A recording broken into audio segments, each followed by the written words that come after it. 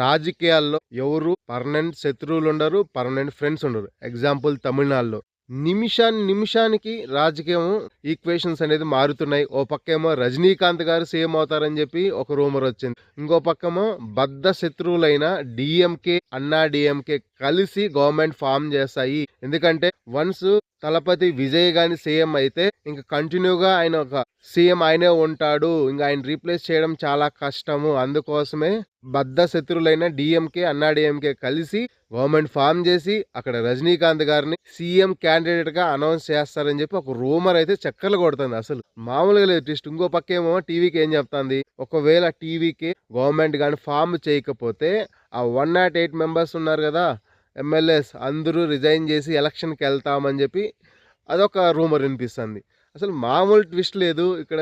చూడండి ఇప్పుడు తలపతి విజయ్ గారు అయితే ఒక ఎంజీఆర్ తర్వాత, ఒక ఎన్టీఆర్ గారి తర్వాత పార్టీ పెట్టిన ఫస్ట్ టైమే ఎలక్షన్ లో కంటెస్ట్ చేసి సింగిల్ లార్జెస్ట్ పార్టీగా అయితే గెలిచారు.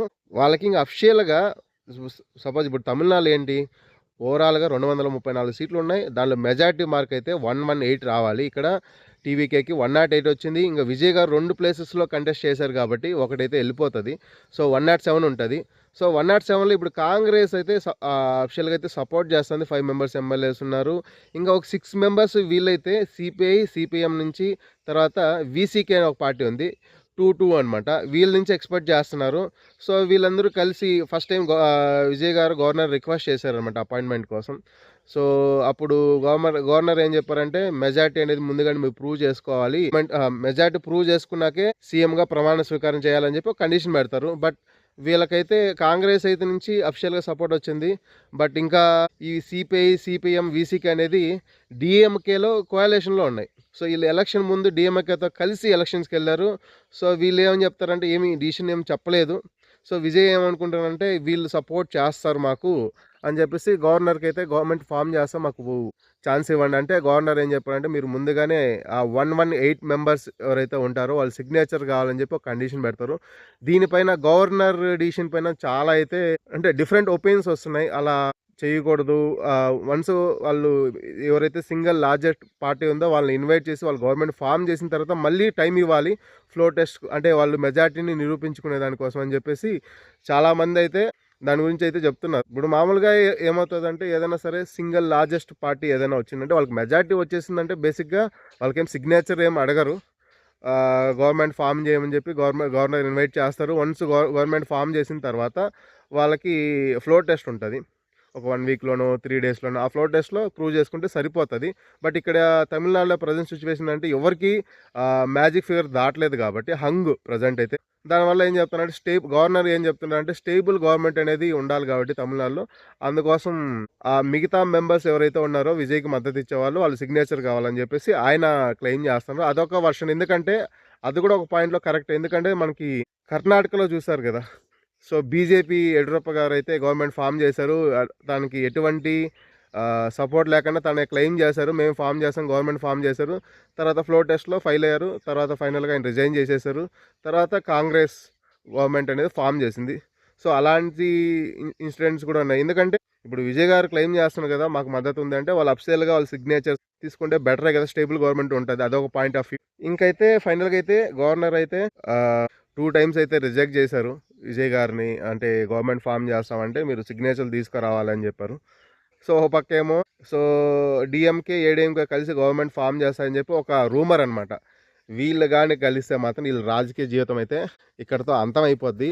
ఒక 50 ఏళ్ళగా డిఎంకే, ఏడీఎంకే అనేది బద్ధ శత్రువులుగా ఉన్నారు. సో వీళ్ళిద్దరు కలిసి విజయ్ని గవర్నమెంట్ ఫామ్ చేయకుండా వీళ్ళిద్దరు గవర్నమెంట్ ఫామ్ చేయాలనుకుంటే మాత్రం వీళ్ళ రాజకీయ జీవితాలు అక్కడతో వీళ్ళని ఎవరు ఇంకా ప్రజలైతే ఇంక దిగరు, అయిపోయినట్టే.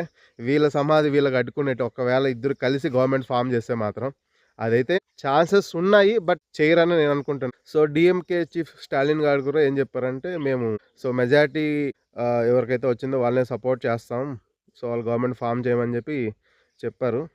ఇంకో పక్క ఏమో రూమర్స్ ఏంటంటే వన్స్ విజయ్ కానీ సీఎం అయిపోతే నెక్స్ట్ ఎంజీఆర్ లాగా ఆయనే కంటిన్యూస్గా ఒక 3 టర్మ్స్ 4 టర్మ్స్ అనేది ఆయన ఉన్న వరకు సీఎంగా ఉండిపోతారు. మిగతా పార్టీలకైతే కష్టము.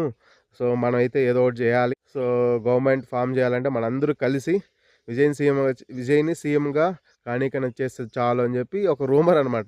నడుస్తాంది. ఇంకో పక్కేమో రజనీకాంత్ గారిని ఒక మీటింగ్ ఎంకే స్టాలిన్‌ది ఎంకే స్టాలిన్ గారిది, రజనీకాంత్ గారిది ఒక ఫోటో బయటకొచ్చింది వాళ్ళిద్దరు కలిసినట్టు.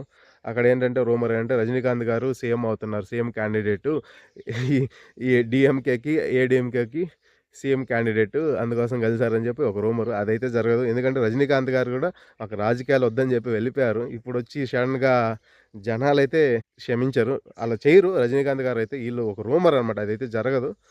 సో, ఫైనల్‌గా అయితే మామూలుగా లేదు కుర్చీలాట. అసలు గంట గంటకి మారుతున్నాయి. రిసార్ట్ రాజకీయాలైతే మొదలైపోయాయి.